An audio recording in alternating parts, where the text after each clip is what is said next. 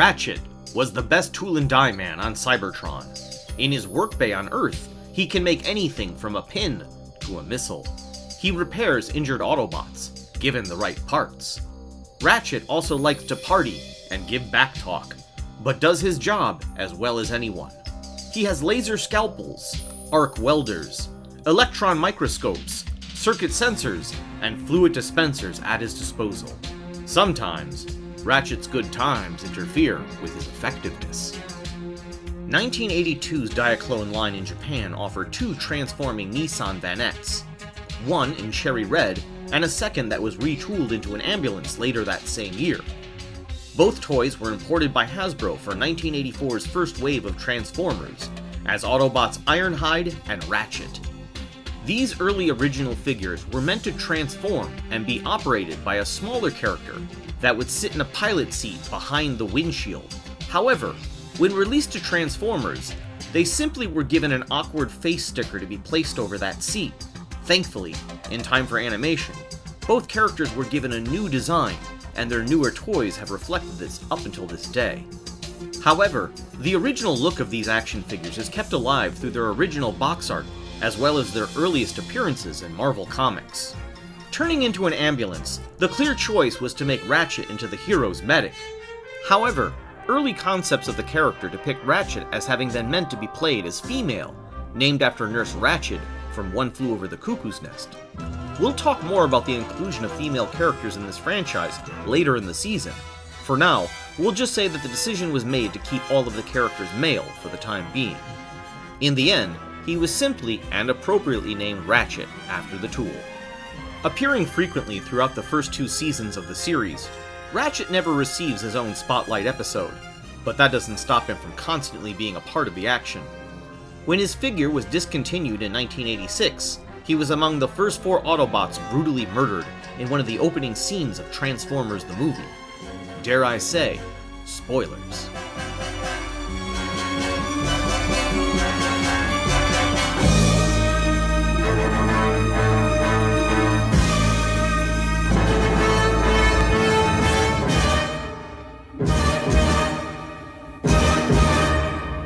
We're back once again. This one has substantially better animation than the last two we watched, but I do want to say, somebody mentioned in the comments in the last episode that it was one of their favorite episodes, and in fact as a kid, they recorded it and played it back and acted the episode out with their action figures. And I'm here right now to admit to all of you, in regards to that episode, I actually kind of did the same thing, which is just a reminder, I'm just another asshole on the internet who's trying to entertain you while talking about something that I think is really fun and cool. And with that, let's get into it. This is Season 2, Episode 17, Attack of the Autobots.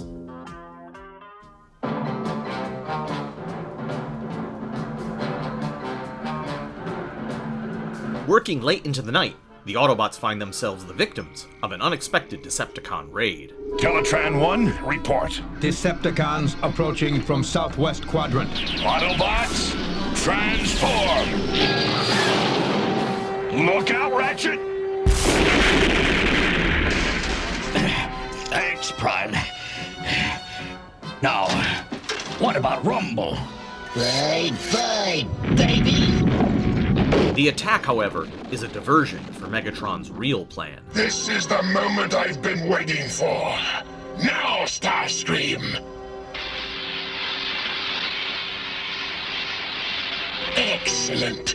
My invisibility spray will provide the perfect cover for this operation. Entering the base via stealth, he and Starscream get down to business. The Autobots recharging chambers. Give me the personality destabilizer. There now. Let's get out of here before the invisibility spray wears off. Tomorrow, when those Autobots recharge their energizers, they'll experience a transformation they won't expect. Once his task is complete, Megatron orders the Decepticons to flee. Decepticons, abandon attack. Mission accomplished.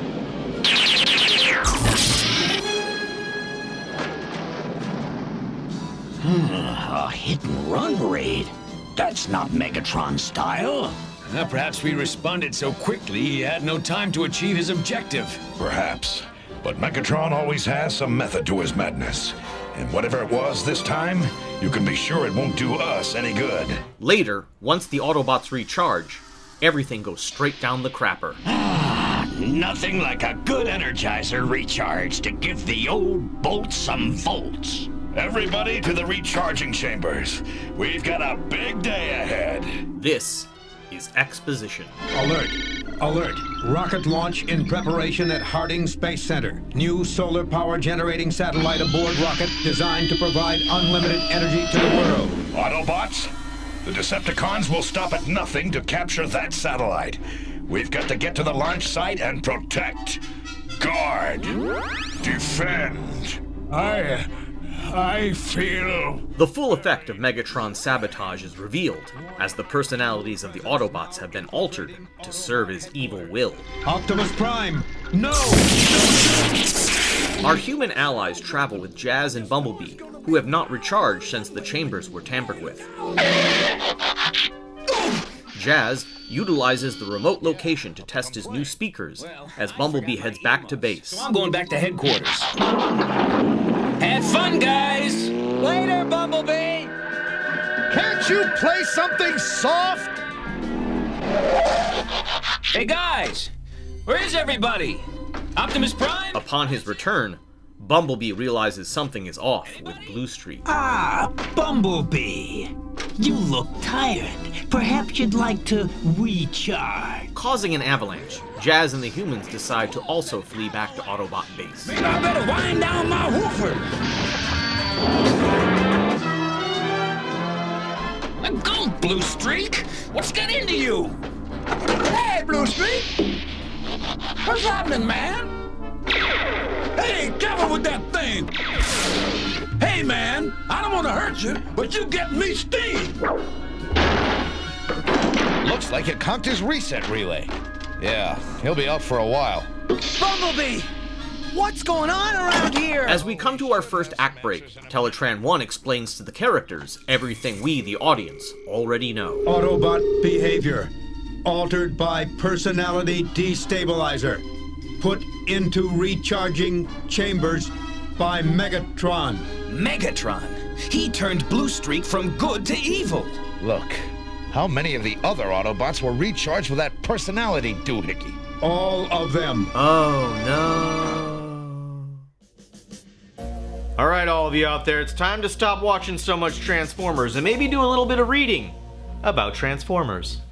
Although Ratchet never received a spotlight episode in the original series, he did get a lot of story attention in the pages of Marvel Comics. After Shockwave takes control of the Decepticons, Ratchet finds himself with his back against the wall as the last Autobot standing. Cornered by a vengeful and humiliated Megatron, Ratchet makes a desperate attempt to offer to help Megatron overthrow Shockwave. Bound by an ancient Cybertronian pact, both would now be forced to keep their word. Ratchet seeks out and restores the wayward Dinobots, gaining them to his cause. Once Megatron breaks his word to betray Ratchet, he falls victim to his own short-sightedness. The Dinobots appear and kick the shit out of Megatron to protect Ratchet. Once Megatron is out of commission, Ratchet is free to restore and repair his fallen Autobot friends. In later comic stories, he would find himself going up against human supervillain, the Mechanic, and even later would ultimately find himself face-to-face once again with Megatron. Abducting Ratchet and forcing him to rebuild Starscream, Megatron, along with his captive, fall victim to a horrific teleportation accident, which leads to them being fused together. Surviving the nightmarish ordeal, Ratchet was later separated from Megatron, but only in body, as the link between their minds continued on. Ratchet's comic story arc ended in the last several issues of the run. Sacrificing his life, Ratchet crashes the Autobot vessel with himself and Megatron on board. Killing them both, Ratchet at last finds peace in the end.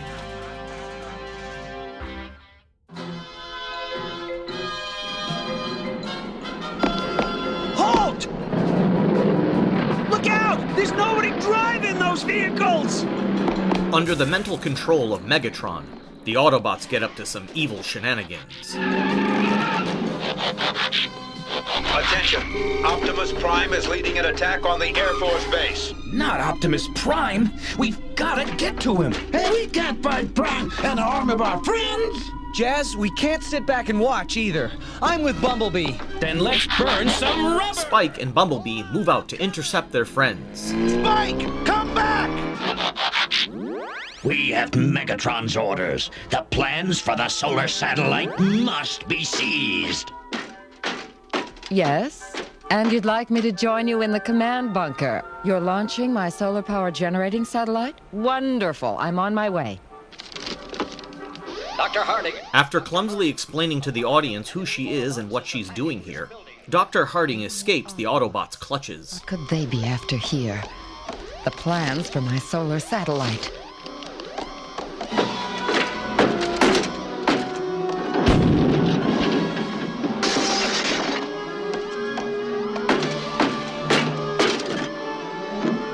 Dr. Harding has escaped with the plans after her. No, here comes another one. Wait! Hold your fire! We're here to help. Those Autobots are acting under Decepticon control. Optimus, that can't... Upon arrival, Bumblebee tries to speak reason with Optimus Prime. As you can imagine, it goes poorly.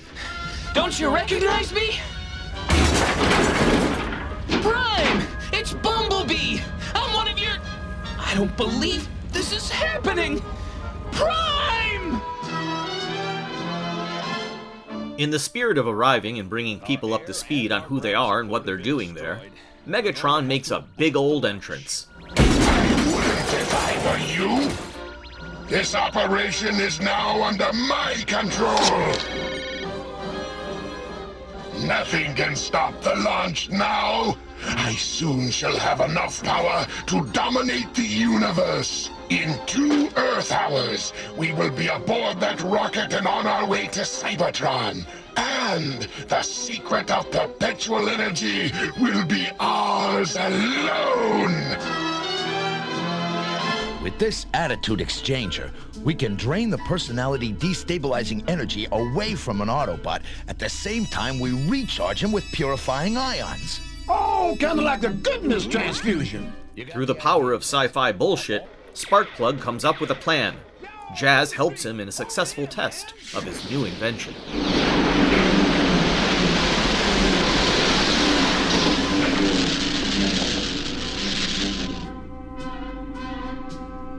Bluestick, you look like you again. Jazz, the last thing I remember, Megatron ordered us to wreck military jets and clear the skies. And he sent Ratchet and Hound to Dr. Harding's lab for some kind of plans. Yeah, then he made Huffer and Gears order a bunch of pizzas and send them to some guy that didn't even want them.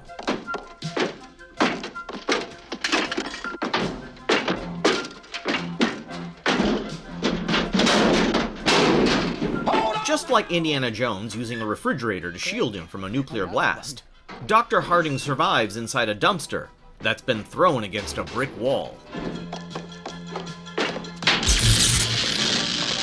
Hound and Ratchet are restored to their former selves by their allies. As the other Autobots continue to carry on like a bunch of assholes, Bumblebee makes a foolish plea to stop them once again. Listen to me, Prime. If you're gonna destroy these aircraft, you'll have to destroy me with them! As you wish, Autobot. Prepare for termination! And he actually has the nerve to look surprised.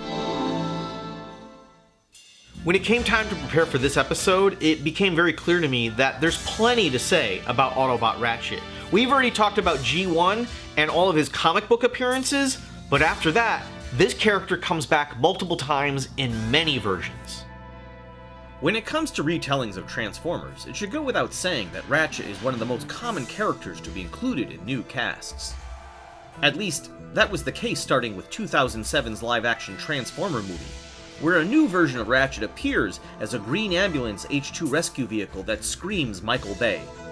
Voiced by actor Robert Foxworth, this Ratchet is seen in 4 films, right up until his death in Transformers Age of Extinction, where he is killed by bounty hunter Lockdown.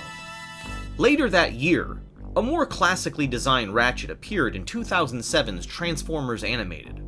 Voiced by G1 veteran voice actor Corey Burton, this version was far more of a surly elder, bitter and hardened by experience. In this parallel universe, Ratchet has another fateful meeting with Lockdown, where he fails to save Autobot RC's memory from being completely wiped. Later adventures in the series would go on to see him reuniting to fight alongside his old partner, Omega Supreme, restore RC to her rightful self, and at last settle the score with Lockdown. In similar fashion, Transformers Prime also brought back Ratchet, redesigning him, but keeping his original G1 color scheme. This version of Ratchet was also a surly Autobot elder. As Optimus's oldest friend, Ratchet would mourn the death of planet Cybertron. One of his most noteworthy moments in the series was an episode that featured him abusing synthetic energon in order to make himself more powerful, despite the horrible consequences and damage that it caused him in the end. By series end, Ratchet was able to perfect the synthetic energon and used it to revitalize his home planet of Cybertron. Voiced by cult sci-fi legend Jeffrey Combs, Ratchet was known for his catchphrase, "Bulkhead! I needed that!" This same version of Ratchet would later show up in Robots in Disguise, as well as Transformers Rescue Bots, alongside his nephew Medics. Please don't ask me to explain how a Transformer can have a nephew. Ratchet also appeared with a new design in Transformers Cyberverse, and even from the early 2000s to present day, the original G1 version of Ratchet has appeared in many versions of comic books. He's even been seen having a romance with fellow Autobot Drift, and yes, they're both dudes. Ratchet has also been spotted in the Bumblebee movie, as well as Netflix's War for Cybertron series. He's even been seen as recently as Image Comics' new Energon universe. In this new retelling of Transformers, only Ratchet and Optimus Prime are revived, and find themselves up against all the revived Decepticons. They must flee together with their dormant comrades. I won't go and spoil anything further than that right now, because I'm just starting it myself, but I do have to say, what I've seen so far is very much worth your time and money. Definitely check it out.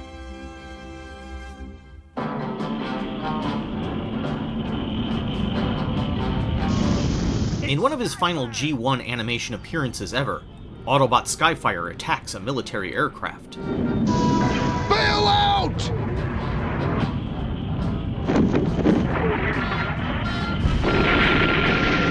His friends arrive shortly thereafter to set his ass right. Well, if I fire one from my particle beam gun and my aim isn't too crummy... Stop talking and start shooting. He's in range. Gotta make this shot count.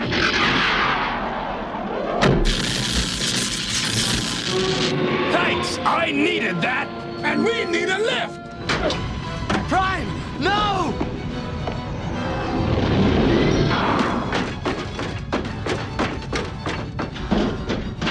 Smile, guys. This won't hurt a bit.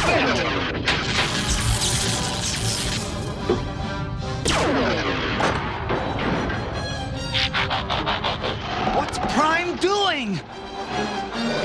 And oh look, it's Roller again. How nice. He's splitting into his 3 components. Oh, no! Nail it, Hound, before it nails us. If you miss, Prime's a lost cause. I'll stop him.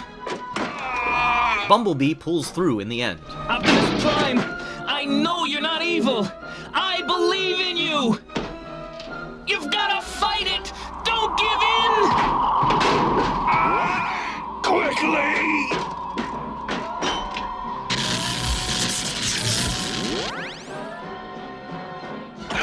You did it, little friend. You saved me. And that's Megatron's plan. Then unless we can stop the rocket launch, he'll take Dr. Harding's solar satellite to Cybertron. And Prime, the world needs the energy my satellite will deliver. It must go into orbit. Then our task is clear. We better get to that launch pad before it's too late. With more exposition made clear, our heroes move out. Follow me! This is our one-way ticket to Cybertron and mastery of the galaxy! Causing irreparable damage that would prevent the rocket from actually flying correctly, Megatron and the Decepticons get their silly asses on board.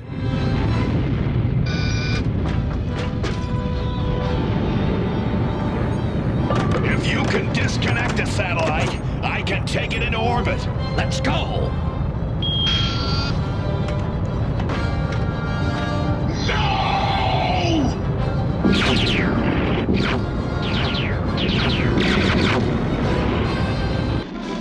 At the speed we're breezing, I better hang low! With daring, heroic bravado, Jazz moves in to help his friends. And with no plot point from the first act to be wasted, his speakers come full circle to save the day. Okay, Decepticons, time to get down!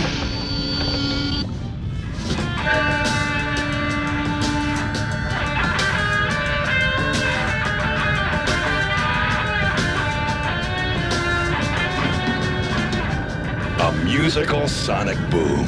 Good old Jazz.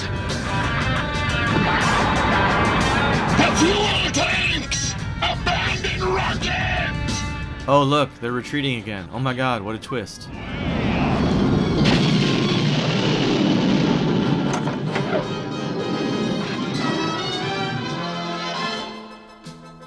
And this is the little baby that caused all the trouble in the first place. Well, there won't be any more trouble, thanks to you. Despite a fun premise and vastly improved animation, our episode ends with dialogue that just utterly makes no sense whatsoever. Firing those attitude exchangers. Oh, yeah? Well, who helped you make them in the first place? Why, you wouldn't know a microchip from a potato chip. Hey, look, I'm the brains of this outfit when it comes to repairs. And if I can't fix it, it can't be fixed. Hold on. There's a little matter of the 47 Air Force jets you guys demolished when you were working for Megatron. So I hope you're both wizards when it comes to fixing broken aircraft. Yeah, Dad, that's all any of us will be doing for the next few weeks. Lift that wrench, tote that retrocharger. And scene. And that, my friends, is Attack of the Autobots. So, with that, did they make any mistakes? None that are really worth making fun of, actually. Now that I think about it, I went through this, I thought about it, I was trying to prepare a whole error section, and I realized everything I've already made fun of is already in the episode, and overall, I didn't catch mistakes. They did better! It finally happened! And I know it's going to happen again because I love Transformers and I keep watching, and I hope you keep coming back to watch with me. Our next episode is Trader, one of my favorites. Great animation, only a few complaints, but we'll hear about that next time. Please like, share, and subscribe. I'm all the way up to 550 now. Thank you so much for doing that. Hoping to bring that up to 1,000 in the next few months. A man can dream. He can also crash into the roof while trying to build a rocket in his garage, but that's a whole other story. So, until next time, thank you for watching, and I'll see you back here.